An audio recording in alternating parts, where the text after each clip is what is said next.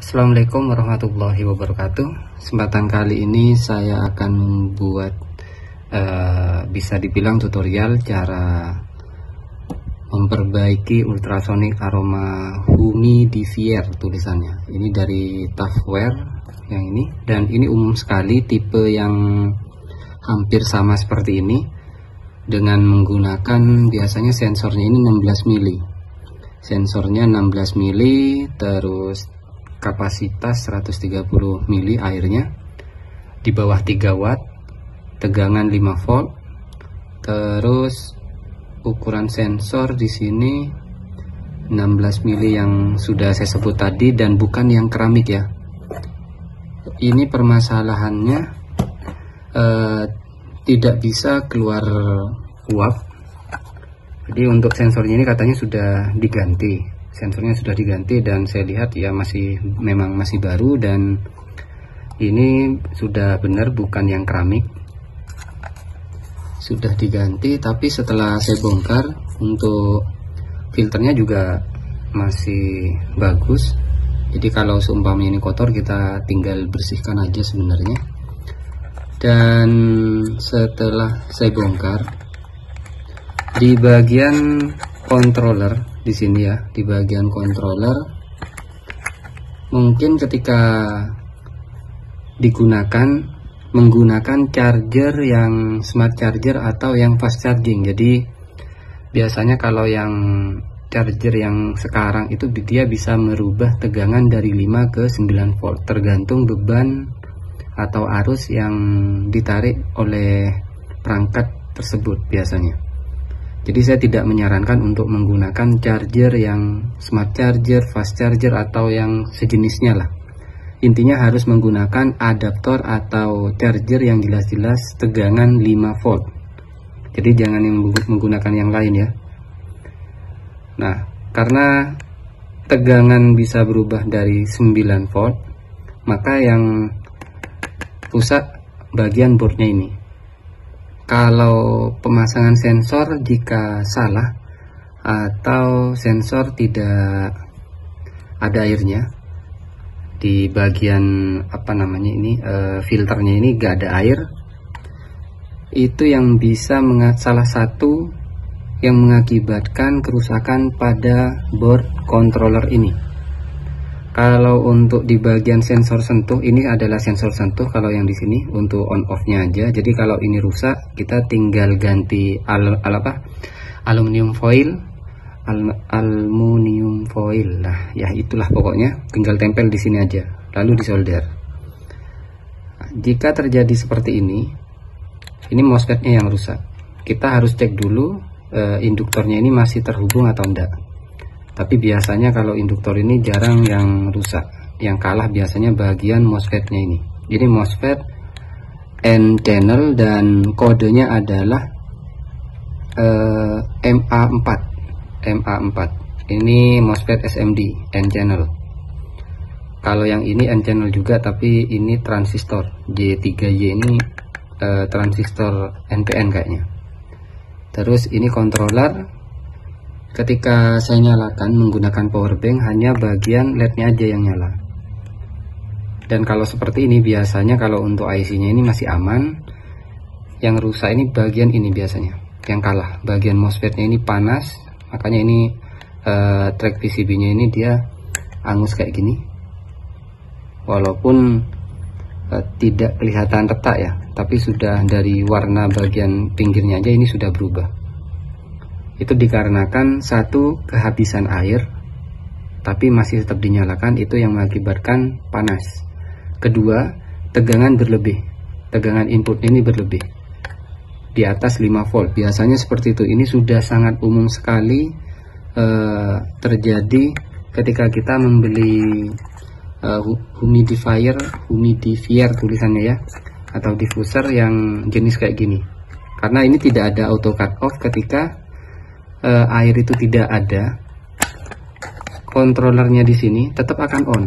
Nah, bahayanya di situ. Makanya kita ketika menggunakan ini harus sering-sering melihat kapasitas air yang ada di wadahnya ini. Jangan sampai habis. Kalau habis nanti jadinya rusak kayak gini.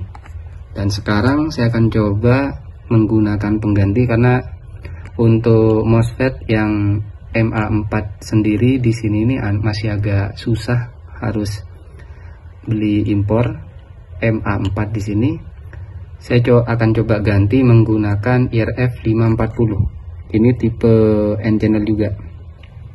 Ini ya, IRF 540N. Saya akan coba ganti menggunakan MOSFET ini, dan tentunya nanti akan ditarik kabel kecil untuk dijumper ke bagian sini.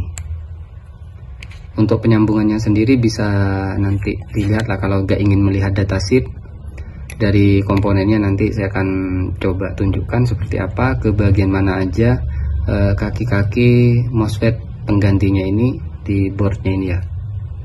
Kalau soket bagian sini untuk sensor uapnya atau membrannya. Saya akan coba ganti terlebih dahulu, bisa atau tidak, baru saya akan lanjut videonya ini. Nah, ini setelah saya perbaiki dan ini saya rakit untuk mengecek bisa atau enggak. Dan ini ya, saya akan hubungkan terlebih dahulu, terus saya akan nyalakan.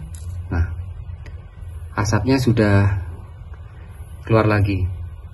Jadi dengan menggunakan atau mengganti MOSFET MA4 dengan IRF 540N ini sudah bisa digunakan.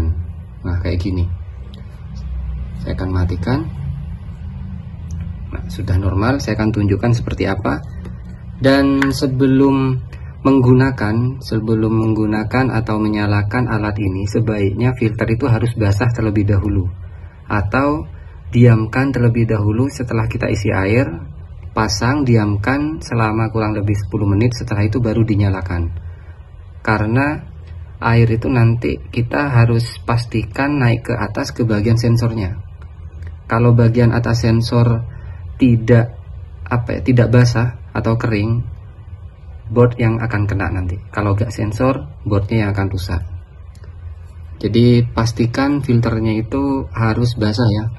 Nah, ini saya isi air, dan ketika airnya ini habis, itu juga jadi masalah karena tidak mati secara otomatis. Nggak ada timernya kalau untuk yang ini. Saya akan coba buka karena saya hanya menggunakan satu baut aja supaya mudah, karena untuk pengetesan aja tadi. Nah, gini ya. Setelah saya ganti, nah, filternya ini harus pastikan basah. Kalau nggak basah nanti akan gosong dia, sama kayak gini. Nah, kelihatan kalau gosong kan? Jadi ini pernah digunakan sampai airnya habis berarti.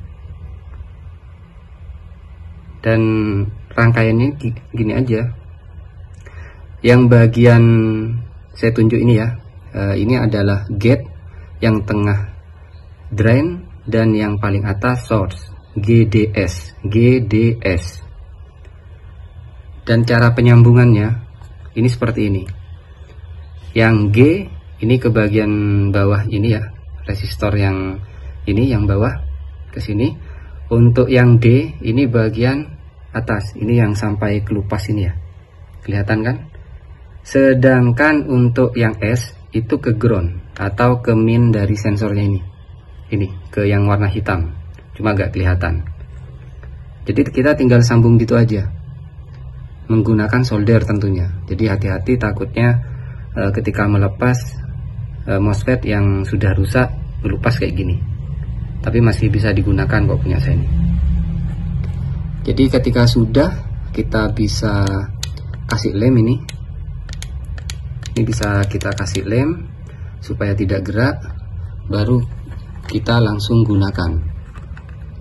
Jadi pastikan filternya yang sudah saya sebut tadi, pastikan filternya ini terisi air. Ini kan basah. Nah, basah kan? Ini harus dibasahin terlebih dahulu, atau enggak kita isi air, diamkan seperti ini sampai airnya naik. Kalau langsung dinyalakan, rentan rusak board ataupun sensor uapnya atau membrannya. Mungkin cukup sekian yang bisa saya bahas, semoga bermanfaat untuk cara memperbaiki diffuser atau pengharum ruangan lah ya, ketika mati total di bagian boardnya. LED-nya nyala, boardnya nggak bisa nyala. Semoga bermanfaat. Wassalamualaikum warahmatullahi wabarakatuh.